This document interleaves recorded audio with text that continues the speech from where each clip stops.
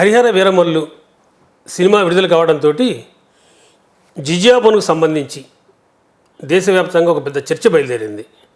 రెండు వైపులా వాదోపవాదాలు వినపడుతున్నాయి. ఒక చరిత్రకారుడిగా నేను జిజియా పన్నును వివరించే ప్రయత్నం చేస్తాను.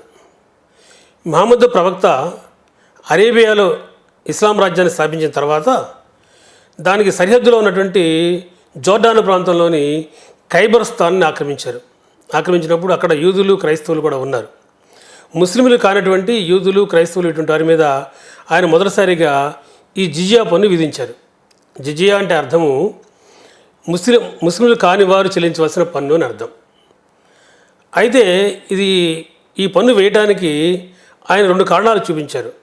మొదటిది ఏమిటి అంటే ముస్లింలు ఎవరైతే ఉన్నారో వారు యుద్ధ సమయంలో విధిగా పాల్గొనవలసి ఉంటుంది పౌరులైనప్పటికీ. ముస్లింలు కాని వారికి మినహాయింపు ఉంటుంది కాబట్టి ఈ పన్ను చెల్లించాలి. రెండవది ఏంటంటే ముస్లింలు కానివారు తన రాజ్యంలో ఉన్నారు కాబట్టి వాళ్ళ రక్షణ కొరకు కూడా నేను ఈ పన్ను విధిస్తున్నాను అని ఆయన ప్రకటించడం జరుగుతుంది. కాబట్టి అది మొదటి నుంచి కూడా ఇస్లాం మతంలో అనుచారంగా నడుస్తుంది.